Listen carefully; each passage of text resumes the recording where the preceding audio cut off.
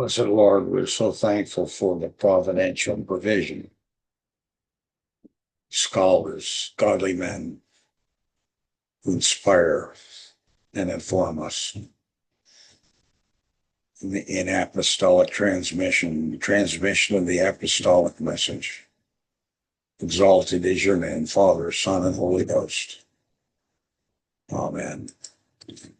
Turn our attention now to the life of Archibald Alexander, written by his son, James Waddell Alexander. The reasons for this condensed edition are sufficiently obvious. Many persons would have perused the larger memoir, found it beyond their reach, especially as the autobiographical part given entire. In this place, I may be allowed to repeat that the work was one from which I would gladly have shrunk, but it was laid on me by the highest human authority I ever knew, as he was the subject of the narrative expressed on his deathbed, the desire that whatsoever should appear in the way of public and memorial might proceed from two of his sons whom he named for this purpose. For reasons not interesting to the general reader, the task is devolved solely on me. I girded myself for it under all the disadvantages of a conviction long ago formed, that in many respects his son is not the proper biographer of his father. He is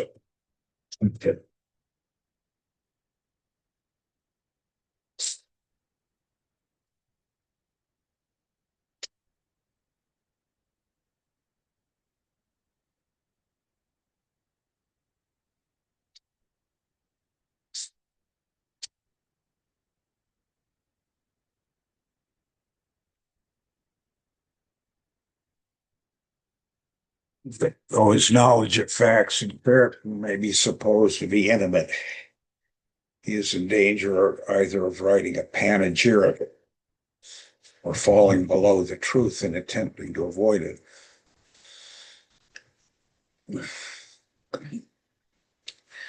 In almost every page, I confess myself, have been haunted by the apprehension of overstating, overcoloring, and giving undue importance to domestic traits.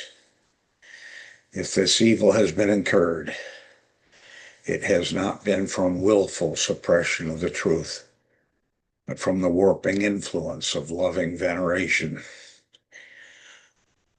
Would have been as natural as it was consonant to my feelings to speak of my dear and honored father under that tender appellation, but the wish to avoid obtruding my own story everywhere as was thus connected has led me to name him as he was known by others. One of the difficulties of the performance ought to be clearly stated. The two ordinary and most copious sources of a religious biography are a private diary and epistolary correspondence. As it regards the former, my father, after his years of boyhood, kept a personal journal, and I might interject that I have fingered and read and perused through that diary and put my hands on the very pages that this beloved professor wrote. His letters, as it is true, were numerous, but they were to a remarkable extent bare letters of business. On hundreds now in my hands, the greater part contained no passage which admits of being extracted, and most of the remainder furnish only scattered sentences. My hearty thanks are due to those pupils and other friends of my father who have sent me letters received from him. The number of such favors has prevented distinct and private acknowledgment. Some of these arrived too late to be inserted in the text. In the absence of the materials just named, I've had to rely on two classes of authorities. In the first place, my father, after the middle of his life, threw upon paper large reminiscences of his own career and the history of his early friends and acquaintances. Greater use would have made of these manuscripts if he had not expressly forbidden them to be made public in their original form. I've gone to the utmost limit of his supposed permission in these autobiographical extracts. Unfortunately, they do not extend to all the second and more conspicuous half of his life. The other source has therefore been the chief reliance as to this period, namely on my own personal recollections, aided and corrected by those of his family and friends. In those parts which are made up from his manuscript records, I have once or twice allowed myself, rather than mutilate his account, to repeat the same events and opinions as expressed by him in different connections. And in some few circumstances, I've been strained to return to topics already treated and apparently dismissed, thus disturbing the arrangement, because new matter on these points came in while the book was going through the press. The excellent steel graving which accompanies these pages is from the best representations which art has been able to produce. It is my humble prayer at this memorial of one who devoted his best powers for a long period to the service of truth, of the church, and of the Lord Jesus, may be conducive to the interests of religion. New York, 1855. Table of Contents. Descent, the Valley, Scots Irish, the grandfather, the father, Nativity, boyhood, school, war, Jack Reardon. Early oratory, influence of scenery, Natural Bridge, 1772 to 1778.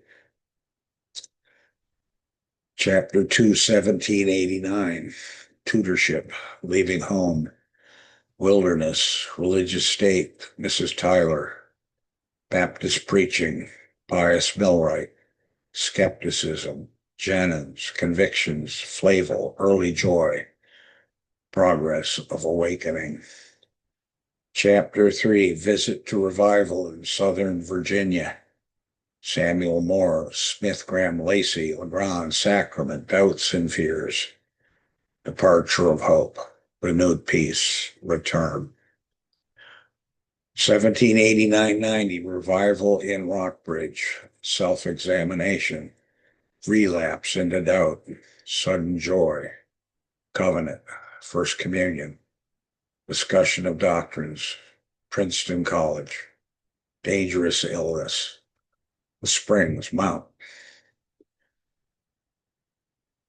Chapter 5, preparations for ministry, presbytery, first public address, extemporaneous efforts, mission of Mr. Grant, German convert, young ruling elder, visit to Philadelphia, assembly of 1791, great men of the church, Nisbet, Witherspoon, the Smiths, homeward journey, sleeping preacher, home. Chapter 6, 1791, theological studies, Graham's class, books, presbyterial trials, first sermon, licensure, entrance on ministry, early sermons, early manner, converted family, convert of Whitfield, compensation, Mr. Hogue, end of tour, Staunton, preaching at home, mission work, Amherst, Prince Edward, Samuel Venable. 1792, missionary tour, Lunenburg, lay preacher, James Hunt, Bishop Madison, Petersburg, search for pulpit. Chapter 8, Prince Edward and Charlotte, Early Presbyterian Laborers, Robinson, Henry, Baptist Council, Pastoral Care, Study of Sermons, Samuel Brown, Patrick Henry and John Randolph, Hamden, Sydney, Thanksgiving Sermon, Difficulties with Regard to Baptism. Chapter 9, 1801, Resignation of Presidentship, Journey to the North, Dr. Waddell, Amos Thompson, Adam Freedom, The Fanatic, Philadelphia, Princeton, New York, Connecticut, Danbury, Litchburg, Dr. Patton, Dr. Hopkins, 1801, Boston, Harvard, Dr. Dana, Exeter, Father of Webster, Graduation of Daniel Webster, Revival at Shelburne, Commencement at Princeton, Call to Baltimore, Return.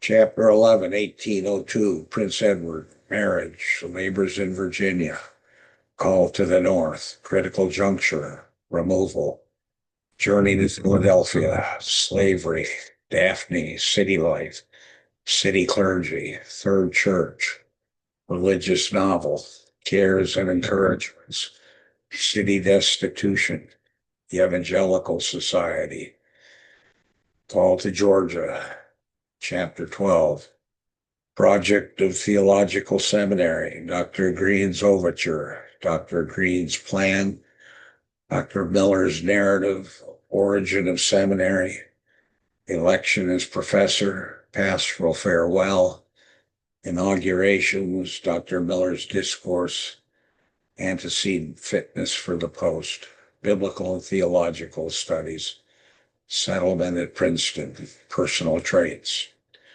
Chapter 13, Princeton, Opening of School, Arduous Studies, Language, Theology, Scheme of Instruction, Polemical Theology, Continued Preaching, Manner of Light, Accession of Dr. Miller, Relation of the Two Colleagues. Chapter 14, 1813 to 1817, First Years as Professor, Health, Private Tolls, Increasing Classes, Library Sermons, Revival and Councils, Visit and Death of Dr. Hogue, Invitation to Virginia, Domestic Habits, Love of Teaching, Home Lessons, Graphic Preaching, the Pashkal Lamb, Sacramental Address. Chapter 15, 1819 to 1829, Public Labors, Progress of the Seminary, Colleagues, Habits of the Study, the Conference, Written Sermons, Church Troubles, New Divinity, Mode of Treating Controversies, Work on Evidences, Review of Dr. Murdoch, Biblical Repertoire, Dr. Finley and Colonization, Visit to Virginia, Correspondence, Introductory Lecture, Chapter 16, 1830 to 39, Difficulties in the Church, Old and New School, View of the Difference, Evils of Division, State of Seminary, Writings, Prospect of Decline, Views of Death.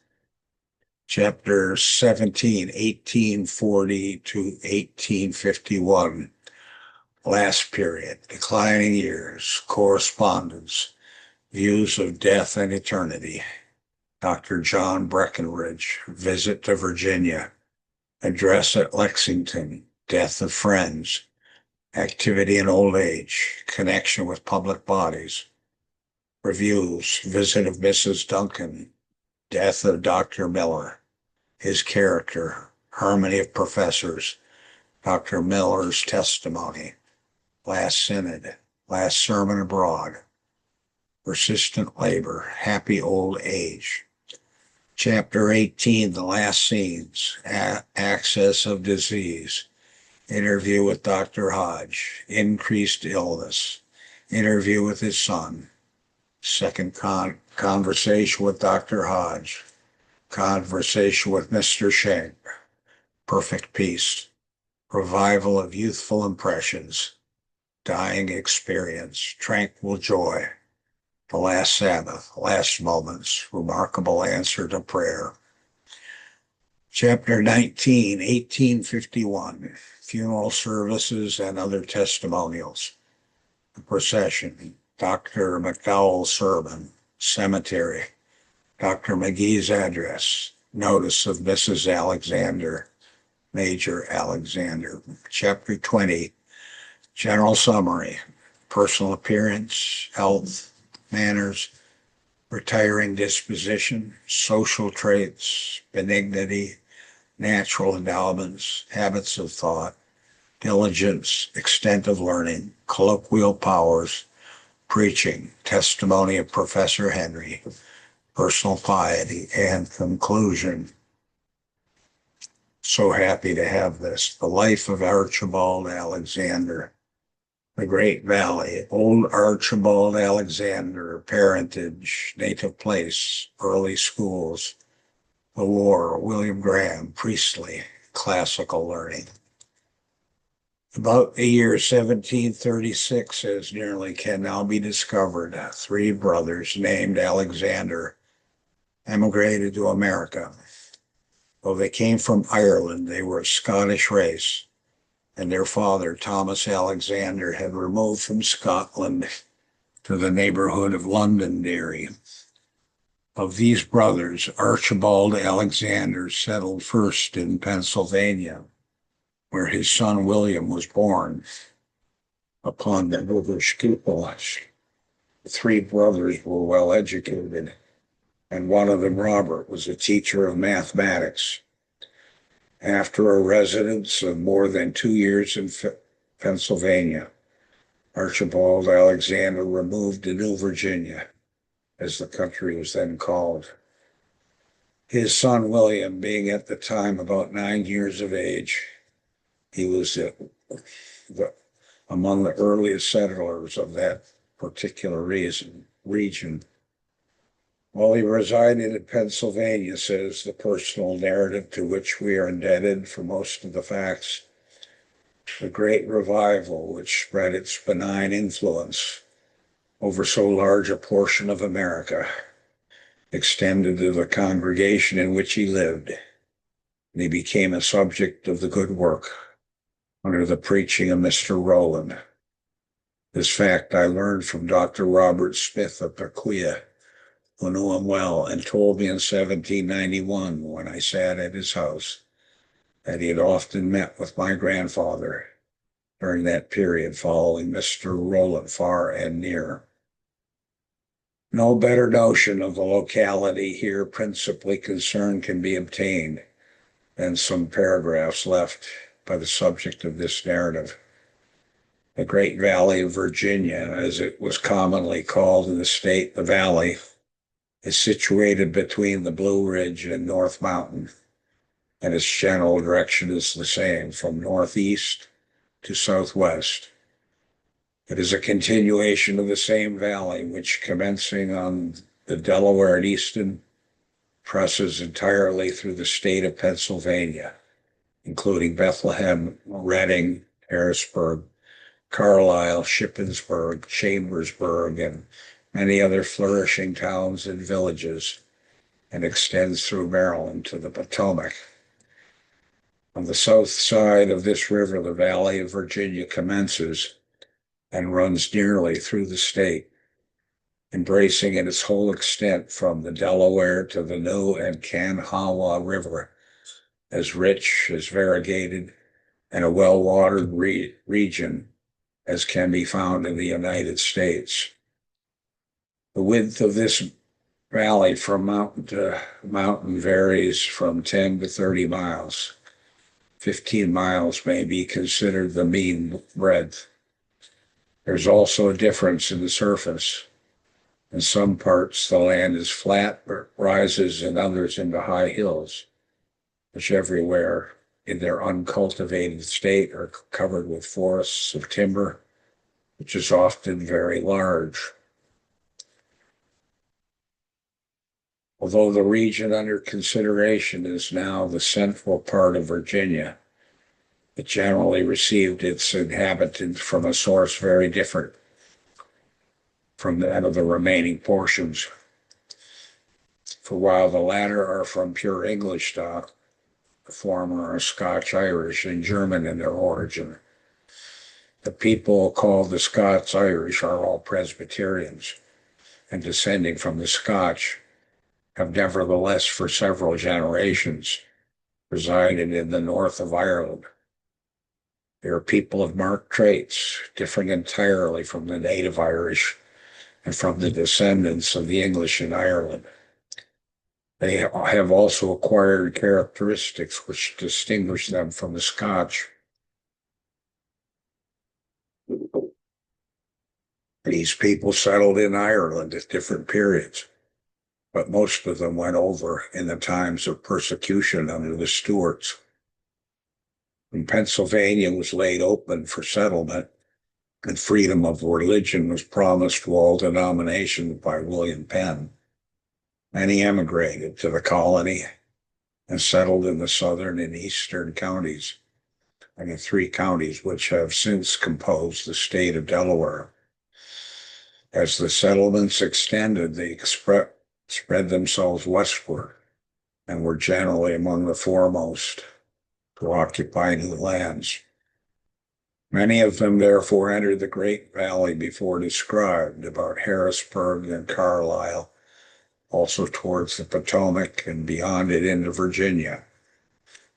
The time of the earliest emigration from Ireland was probably from 1720 to 1740.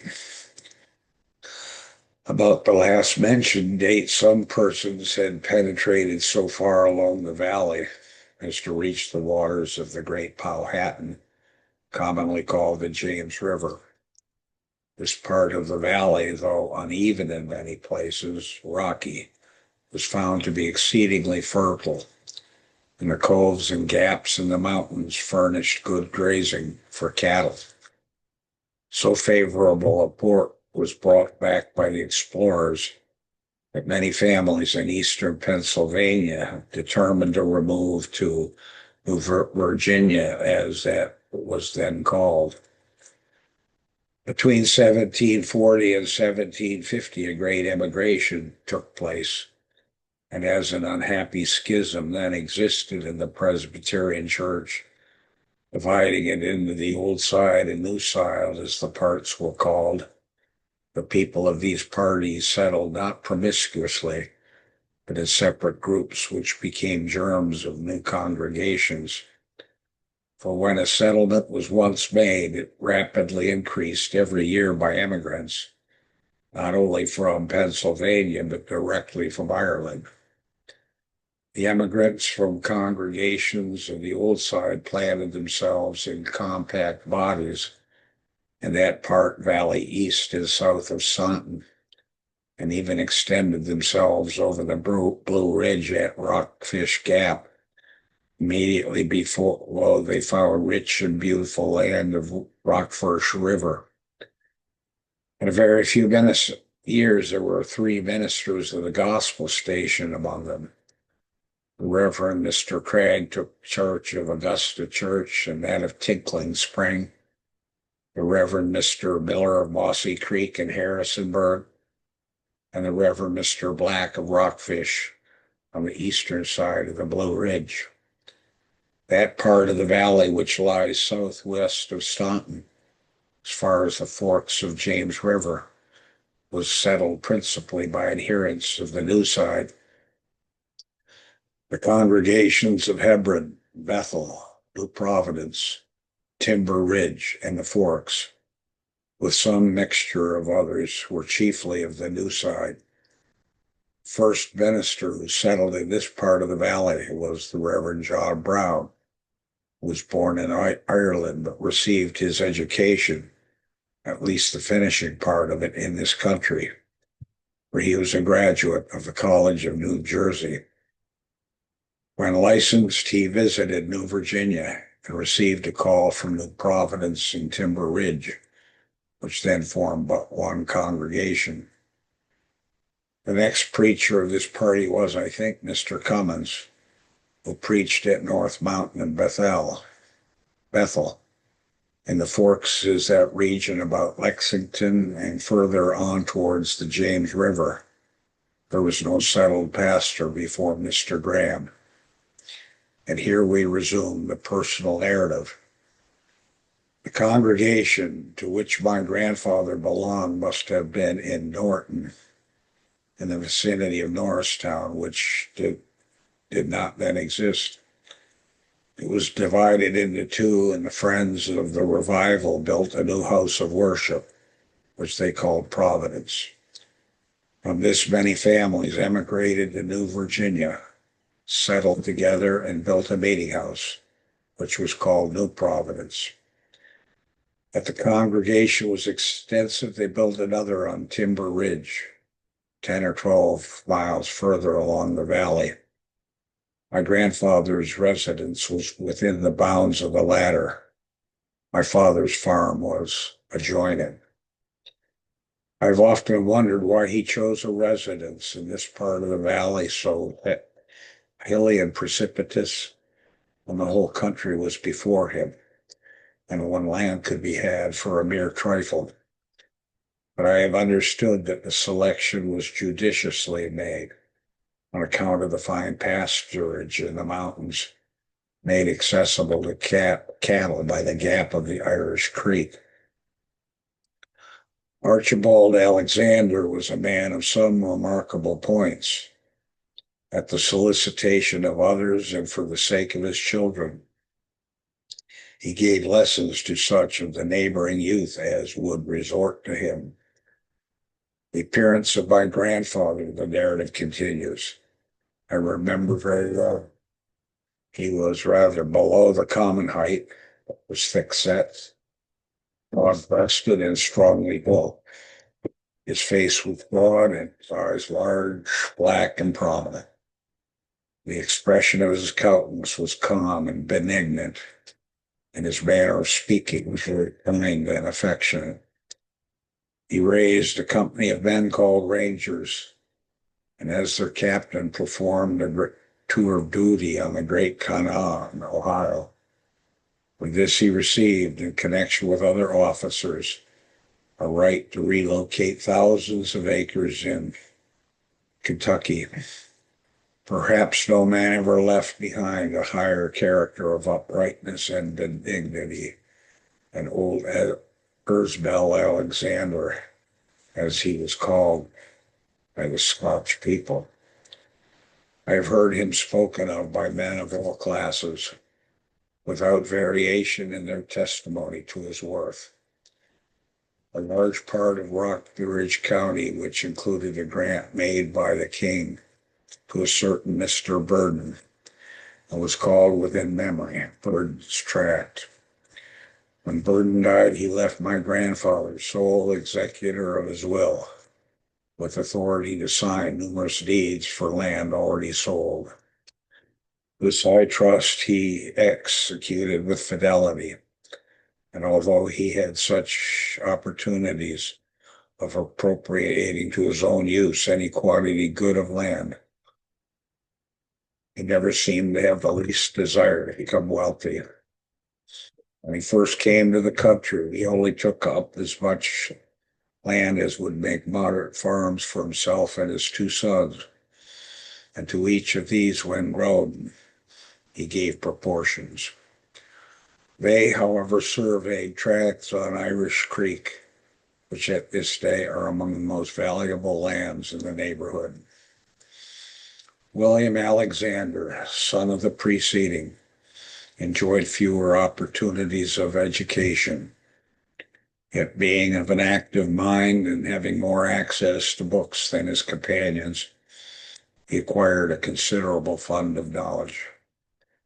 It is indicative of the domestic habits of the day that he knew the whole larger catechism and remembered almost all of Watt's psalms and hymns. He united the pursuit of merchandise with that of culture, but suffered greatly by the depreciation of a continental currency. He was an elder in the Presbyterian Church, but did not attain to the Christian eminence of his father. William Alexander married Anne Reed, the daughter of a wealthy landlord of the same Presbyterian colony. She was retiring and humble, but affectionately a pious woman. The latter years of her life were made sad by a total loss of sight. Archibald Alexander, the subject of this narrative, and the son of William and Anne above mentioned, was born the 17th day of April, 1772. The house in which I was born, says his own account, was built of square logs, as were most of the houses at that time. The place is rough and is near a little mountain stream called South River, which after joining the North River falls into the James River, just above its entrance into the mountains. Nearly opposite to the place, Irish Creek, a bold stream from a gorge of the mountain, falls into the South River. This, my birthplace, was at that time in Augusta County, which was unlimited to the west, and is now in Rockbridge County, and is about 7 miles from Lexington in an eastern direction. I was the third of 9 children, 7 of whom are still living, 1839. My brother Andrew was the oldest. The next in order was my sister, Margaret Graham. The others in order of nativity are Sarah, John, Nancy, who died in childhood, Phoebe, Elizabeth, Nancy, and Martha. My father, having in the year 1775 removed from his place on the South River to the Forks, that is, to the south of the North River, just this side of the site of Lexington, began to carry on his mercantile business there. Indeed, to get into more public and convenient situation was, I suppose, his only motive for the change. He purchased the house now owned by my oldest brother. As the buildings were poor and on the wrong side of the farm for his purpose, he erected a house and store near the present site, Jordan's Mills. At this removal, he went out of Augusta into Biographical County. The North River was the dividing one. As soon after this, a new county was taken from the two. Lexington was fixed for the seat of justice, and a town laid off which took its name from the place of the first battle and first bloodshed of the Revolution. But the war came on, and all mercantile business was necessarily suspended, and my father now acted as deputy sheriff to his father in the new county. A lively affection appears to have subsisted between the brothers and sisters of the family. Of his brother, the late Andrew Alexander, a Christian of high respectability and strong points of character, he thus writes, "My brother was 4 years older than myself, and perhaps 2 brothers were never more unalike. From his childhood he was sober and careful, fond of work, and always contriving something.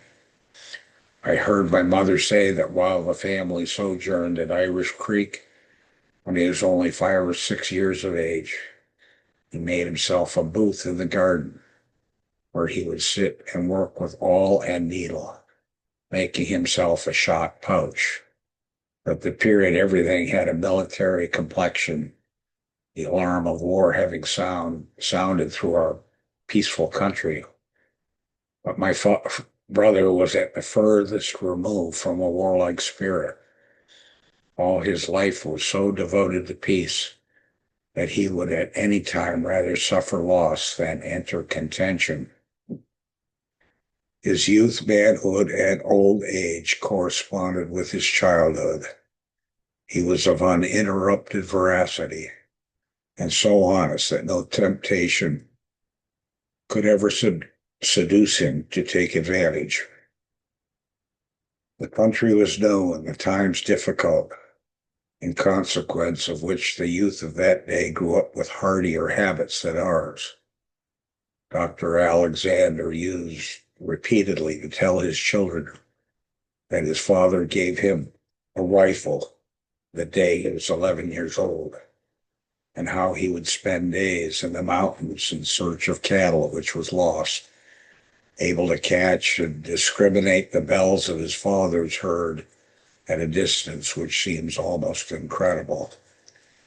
He was an expert swimmer and grew up with that perfect knowledge of horsemanship, which is still common to all young Virginians. Trifles served to color the picture of the times. The dress of the children was grotesque. Long hair, says he, tied down the back was all the mode, and every little fellow cherishing his hair. I, among the rest, had a little dangling queue, which from the thinness of the hair was very small. On this account, some of the boys called me Lord Pigtail. A great laugh was raised against me by my having complained to the master of this as a breach of the third commandment. Some judgment may be formed of the privations of the people consequent on the long continuance of the war from the fact that it was very difficult for our teacher to obtain a penknife to make and mend the pens of the scholars. Hearing that my father had been on the north for goods, I was mounted on a horse and sent home to get a knife. There had been a great rain and the streams were swollen. Arriving at the North River on the opposite bank of which my father's house stood, I found the river too high to be forded by so young and weak a horse as the one I rode. I knew not what to do. The only house near was a cabin one John Montgomery, an old cedar cooper. To cross the river, which is always difficult at that spot, John had made a bark canoe such as is used by the Indians. I sat nearly all day, but knew not how I should pass the night. But towards sunset, the old man said he would go up with me to the ford and would try to make the family hear our call. And a servant with a strong horse accustomed to the ford might be sent over. In this we succeeded. Davy, a black boy, crossed, and taking me behind him on a tall horse, led the one I had ridden, but it was not without danger.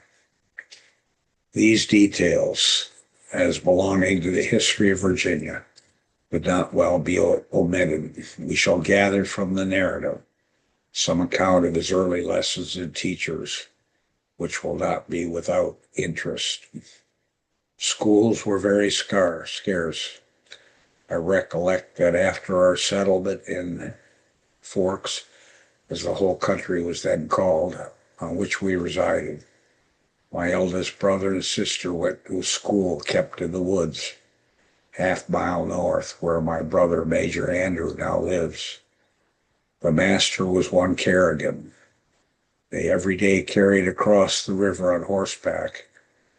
About this time, that is, the next year after our removal, my father went on a trading expedition to Baltimore, and there purchased several convict servants who had been transported for crime. Among these, there was a youth of about 18 or 20, named John Reardon, born, as he said, in Ireland, but reared a child in London. He had for some time at classical school and had read Latin books as far as Virgil, as well as a little in the Greek New Testament. He wrote a fair hand and had some knowledge of bookkeeping, and had never been accustomed to labor. The young man, it was thought, might teach school in default of a better, and accordingly a hut of logs was erected at the foot of Paxton's meadow, where there was a spring. When last in that country, I visited the spot and recognized the little knoll on which the house stood, but no vestige of it remained, and nothing around except the meadow furnished me with any associations of my earliest school. For though this place was a mile from our house by a direct path along the creek, which was narrow and disagreeable, and a mile and a half by Letty Campbell's place, thither I trudged along every day with my short legs and little feet when not more than 5 years old. The master, as being my father's servant, lodged at our house and often carried me in his arms part of the way. I had no fear of him, as at home I was accustomed to call him Jack, and often conveyed my father's commands to him. By some means, I know not how, I learned to read the New Testament before I went to this school. I remember a horn book and a folded pasteboard with letters and pictures, but this is all. The school was large, and some of the scholars were nearly grown. It consisted of both boys and girls. A little Englishman made himself very familiar with the larger boys and did not pretend to exercise any authority of them. But he would lay about him stoutly with his long switch upon the smaller urchins when they were guilty of looking off their books. The custom was to read with as loud a voice as we could while getting our lessons, as it was called. When within a quarter of a mile of a country school, one might hear like a distant chime the united voice of scholars. Upon reflection, I cannot think that I derived the smallest benefit from the year or part of the year spent in this school, unless my lungs may have been strengthened by perpetual exercise. Before the year was out, the war had commenced, and the drum and fife of the recruiting sergeant were heard in all public places. Any companies of regulars were enlisted in that region. There were but 2 Tories in the whole country, and these were obliged to fly. Most of the English convicts, whether they had served out their time or not, enlisted. All who were in my father's service, namely James Malone, an Irish papist, Joe Lyon, a thieving Jew, and John Reardon went off. For these men generally cherished a deadly hatred to England. Malone and the Jew enlisted before Reardon. The former, as we have heard, was killed in Carolina. Lyon, who was a very bad man, deserted to the British. Soon after Wallace's company reached the scene of warfare, Colonel Beaufort was attacked by Tarleton's corps in North Carolina. The colonel, seeing his men in confusion, fled at the beginning of the battle, and almost the whole of his command was cut to pieces by the dragoons. Wallace disdained to fly, and being surrounded by the British horse, sold his life dearly, having killed 3 or 4 men with his pontoon. Reardon, being a small man, was soon cut down. He had 3 deep wounds in his arms, 1 bayonet wound through the side, which only penetrated the flesh, and a severe cut on his head. After the battle, he lay bleeding almost to death among the slain and wounded, totally unable to move himself, but perfectly in his senses. When night came on, the moon shone, and he perceived a man passing near him. Wherever he observed signs of life dispatching the sufferer with his bayonet, he presently approached Reardon, his musket raised and his bayonet directed. When by moonlight, Reardon perceived that this murderer was his old fellow servant, Joe Lyon. He immediately said, "What, Joe, you will not kill me?" Lyon dropped his weapon and appeared amazed. But he sat down beside him, bound up his bleeding wounds as well as he could, got some spirits and water, and remained by him a good part of the night. Before day dragged on to a small hut near the battlefield. Reardon, from whose lips I have often heard the story, believed that the kind care of Lyon saved his life. Soon afterwards, the Battle of Guilford took place, in which it was said that Lyon was mortally wounded. Reardon was turned to schoolkeeping on Timber Ridge. At the age of 7, he was sent away to board at the house of relation and attend the school on Timber Ridge. He represents himself as very small for his age and both timid and peevish. Having learned the shorter catechism, he was now put to learn the larger. When I returned, the war was raging, and I frequently saw companies of backwoodsmen with their rifles, brown hunting shirts, and deer-tail cockades pressing on to the theater of conflict. The young subject of our memoir, after going for some time to the school of Stevenson, was again placed under the care of Reardon, who was released from the wars and healed of his wounds. While here, he had the early grief occasioned by hearing that his father had been brought in as a soldier. His place, however, was taken by his half-brother, John Alexander. The next went to school to John Rhodes, an Englishman, and also a redemption, as such bondmen were called. I remember this year, says he, with much satisfaction. We had many pleasant schoolmates and were pleased with our learning. I spent much of my time at the writing desk, but made poor progress. In arithmetic and English grammar, I did better, but at that time we had no grammar, but the one appended to the spelling book, which was founded on the Latin. This I laboriously committed to memory. I was now 10 years old, and my father, having determined to give me a liberal education of one of his sons, selected me, saying to me, learning was to be my estate. The Reverend William Graham, a graduate of College of New Jersey, had set up an academy at Timber Ridge Meeting House and had obtained an ample charter from the legislature. He traveled through the New England states soliciting benefactions for his seminary. Several small, neat buildings were erected for the use of students, and a good house of the New England model was reared for the rector. Students came in goodly number, mostly grown men. Everything promised success, but war came on and obstructed the progress of the institution, which was named Liberty Hall. The school indeed existed before Mr. Graham came into the state.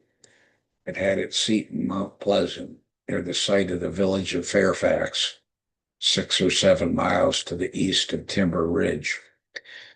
Here Mr. Graham taught for a year or more, but being a man of much enterprise, he wished to rear a seminary after the model of Princeton College. Having received a call to take charge of the congregations of Timber Ridge and Hall's Meeting House, he removed the school to the former place, where he conducted it for several years. But finding an opportunity to purchase a farm which pleased him on the North River, not much more than a mile from the present site of Lexington, he transferred it to the place and had influence with a majority of the trustees to give their assent. The spot was on the extreme part of my father's property. My father was pleased to have the school brought so near him and made a donation of as much land as was needed for the building. In the meantime, studies were pursued in an upper room of Mr. Graham's. Here I first entered on classical learning.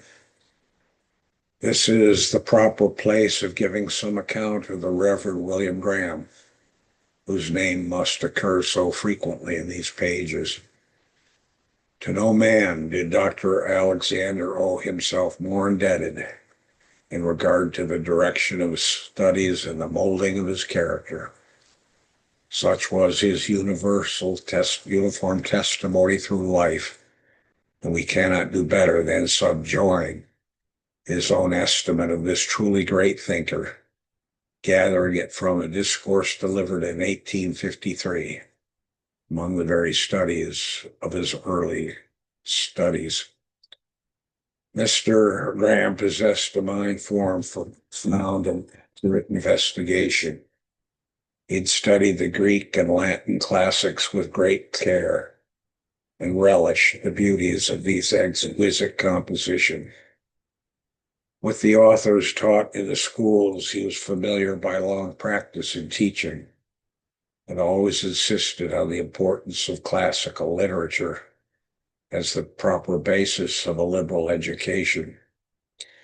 He had a strong leaning to the study of natural philosophy and took great pleasure in experiments with such apparatus as he possessed.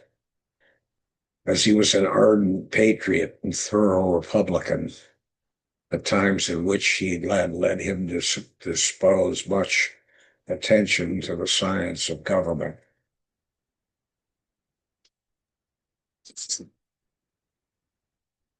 One of the few pieces he wrote for the press was on this subject.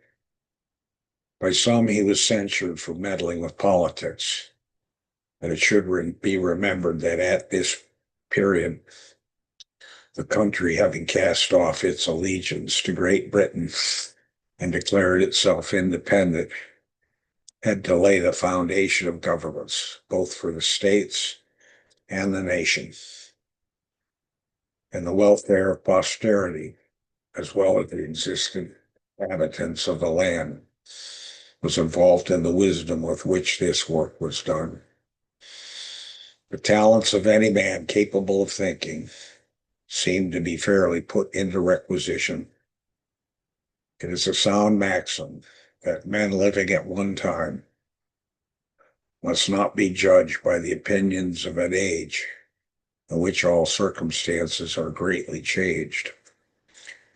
At the adoption of the federal Constitution, which, according to its original draft, he did not approve, he relinquished all attention to politics for the remainder of his life. The science, however, which engaged his thoughts more than all others except theology was philosophy.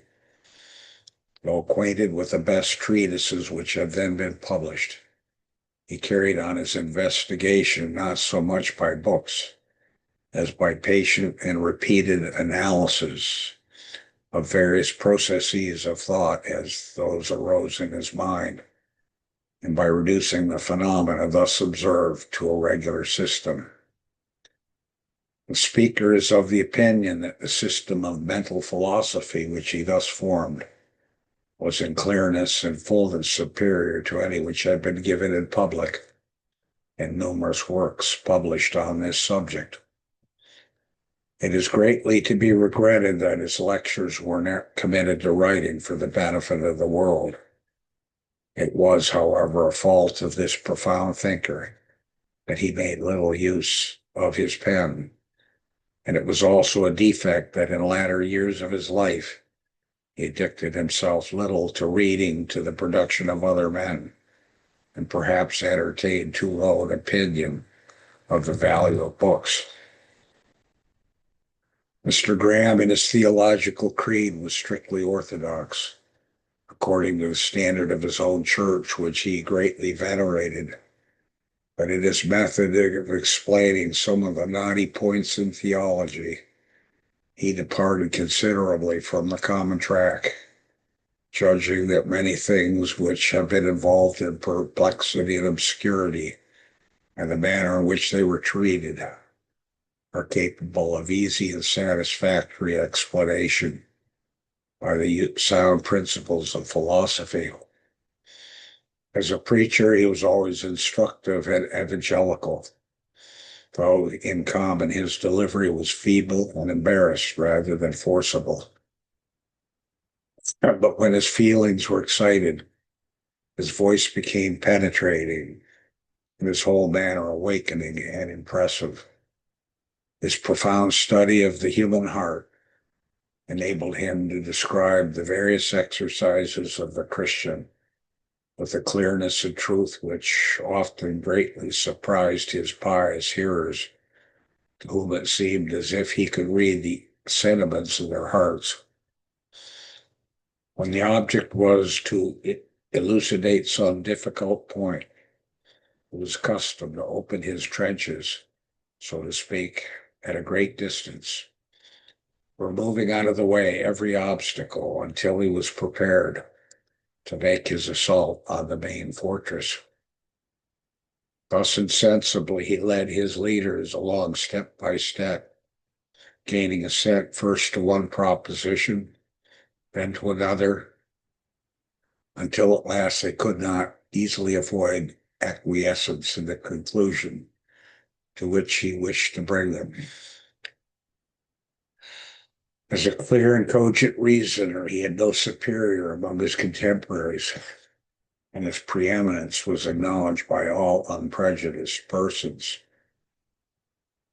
The great error of his life was his relinquishing the important station in which Providence had placed him, and for which he was eminently qualified, and this at the time of life when he possessed the ability of being more useful than at any former period.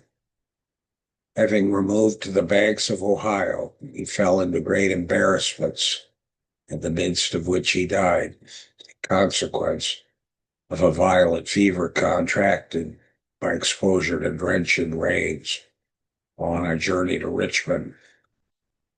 In that city he breathed his last in the house of his friend, the late Colonel Robert Gamble, and his remains were deposited very near the south door of the Episcopal Church on the hill, over which is placed a plain marble slab with a short inscription. Concerning the school which Mr. Graham taught in his own house, we have some remarks of Dr. Alexander penned, as we believed, in the last months of his life. Here, says he, the writer commenced his literary career when a small boy. With romantic scenery around, he has many interesting associations, but these are feelings which cannot be communicated. The whole number of youth whom he found in this school, he supposes that not one remains in the land of living. And when he recollects the sportive and joyous hours, and the little foresight which any number of their future course of life experiences an indescribable motion, especially when he follows them as he can in most cases in their various fortunes. All the pupils were older than himself, and most were full-grown men. And while some rose to eminence in different professions, others pursued a devious and downward course and scarcely lived out half their days. The private narrative goes on with further particulars concerning the infant college. The address before the alumni of Washington College, Lexington, 1843. Mr. Graham was so occupied with the new farm, they paid little personal attention to the school.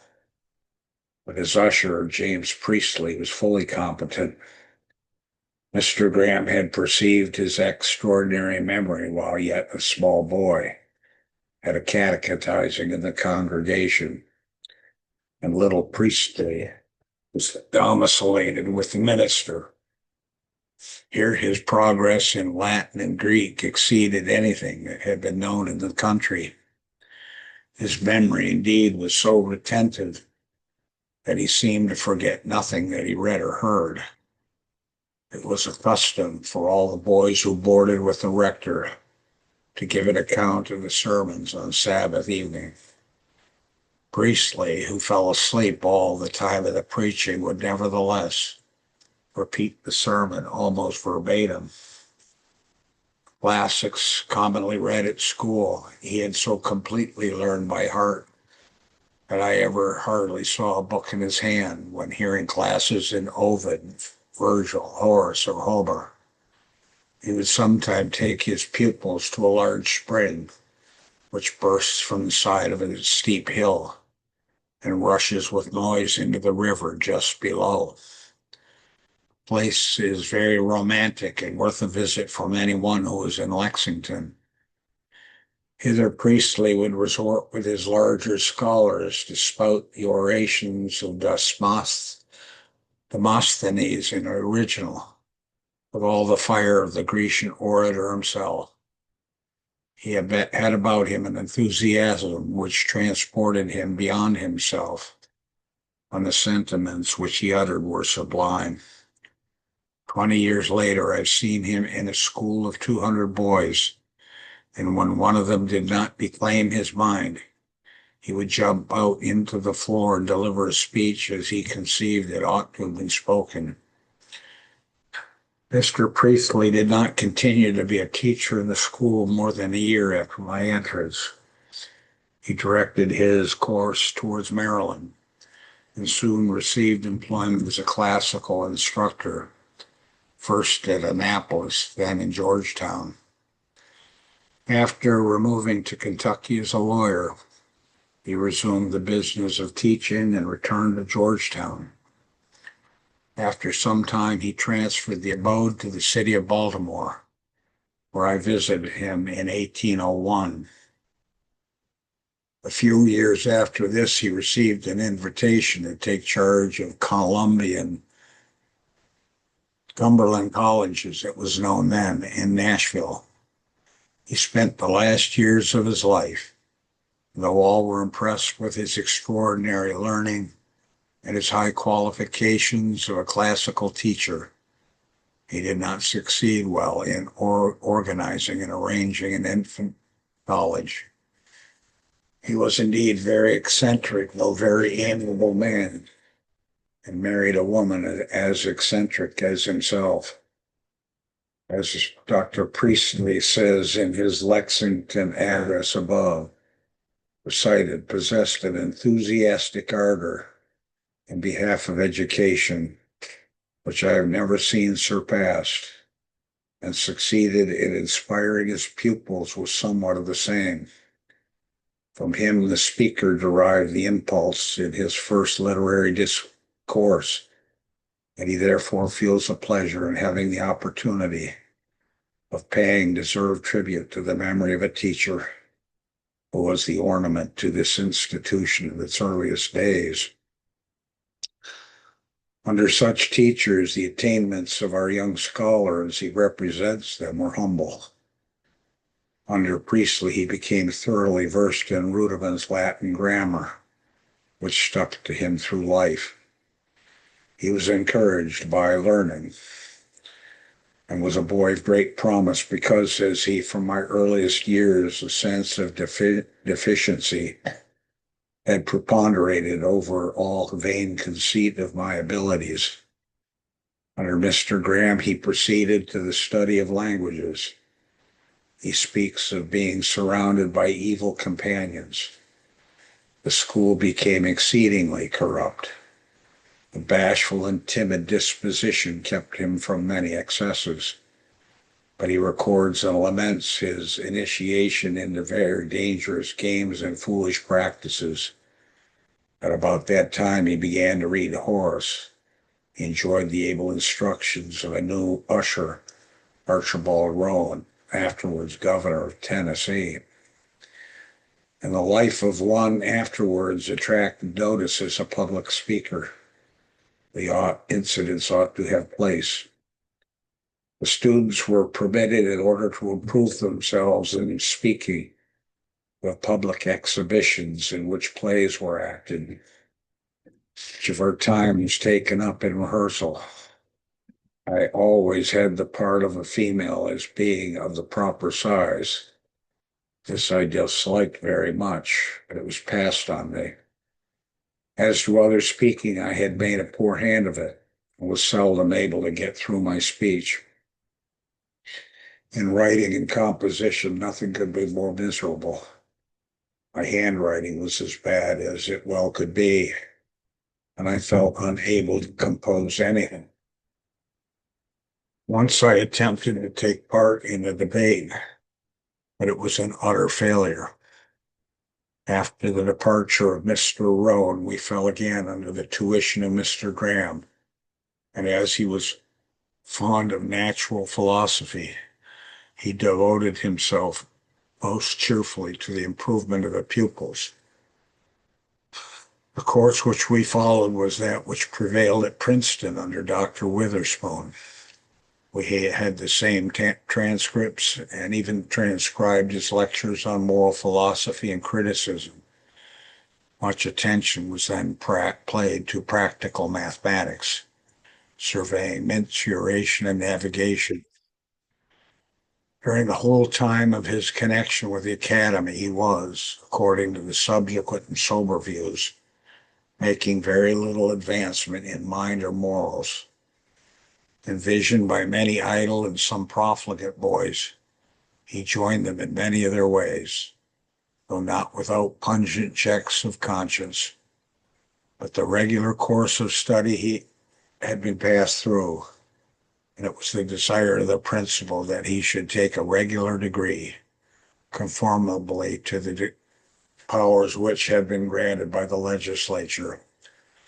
For the necessary examinations he now began to prepare with diligence.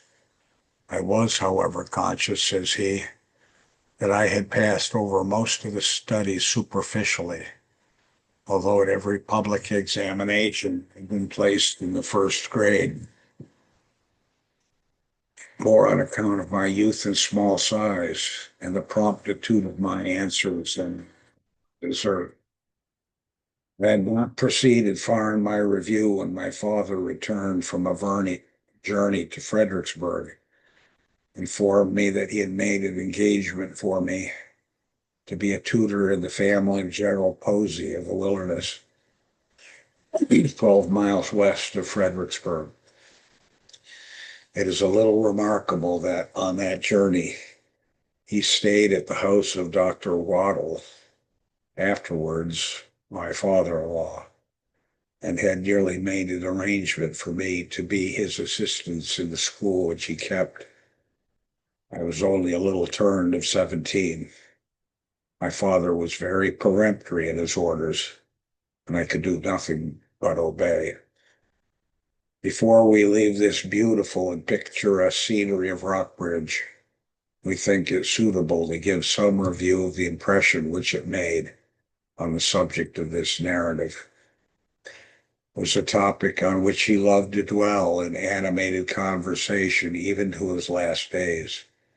His own words are these: whether the scenery with which our senses are conversant in early life has any considerable effect on character of the mind is a question not easily determined. It would be easy to theorize on the subject, and formerly I indulged in many lucubrations, which at the time seemed possible, all tending to the conclusion that minds developed under the constant view and impression of a grand and picturesque scenery must, in vigor and fertility of imagination, be greater to those who spend their youth in dark valleys or in crowded streets of a large city, where the only objects which constantly meet the senses are stone and brick walls and dirty and offensive gutters.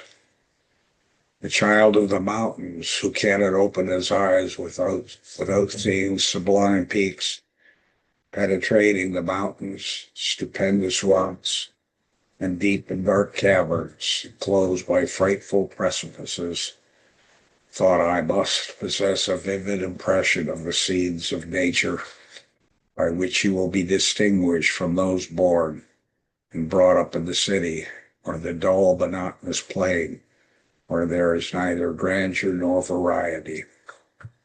Perhaps there might be a little vanity mingled with these speculations, as it was my lot to draw the first breath of life at the foot of a lofty mountain, and on the bank of a roaring mountain torrent, where the startling reveille was often hideous howling of hungry wolves. But when I attempted to recollect whether I had in the days of childhood ever experienced any sensible deep impression from the grandeur of surrounding objects, or had been led to contemplate these objects of nature, I could not satisfy myself that anything of this sort had ever occurred. The only reminiscence was of impressions made by the novelty of some subject not before seen, or some fancied resemblance to something with which I was familiar. Two mountains somewhat remarkable were frequently surveyed by me with delight: the House Mountain and the Jump Mountain, both appertaining to a ridge called in the valley the North Mountain. The first of these is a beautiful mountain which stands out some distance from the main ridge, and from the middle of the valley exhibits something of the shape and appearance of a house. From Lexington and its vicinity, the view of this mountain is pleasant and imposing. The idea of its resemblance to a house took strong hold of my imagination, and especially because at the western end there was a resemblance of a shed, which corresponded with such an appendage to the house in which my childhood was spent. And now when I revisit the place of my nativity, whilst almost everything else is changed, the House Mountain remains the same, and I gaze upon it with that peculiar motion which attends the calm, lively manner of the thoughts and impressions of infancy. The idea of a perfect resemblance to a house was so deeply imprinted on my mind in relation to this mountain that I was greatly discomposed and disturbed in my thoughts when a boy by having occasion to travel a few more miles towards the east end of the mountain, and finding that every resemblance of the house was gone, and when instead of a beautiful, uniform mountain, as steep as the roof of a house, I now beheld two rough-looking spurs separated at a considerable distance from each other. The obliteration of a pleasing idea from the mind was painful, and whenever I was in a situation to see a mountain under this respect, the unpleasant impression was renewed. Every traveler along the mountains must have noticed how remarkably they vary from appearances.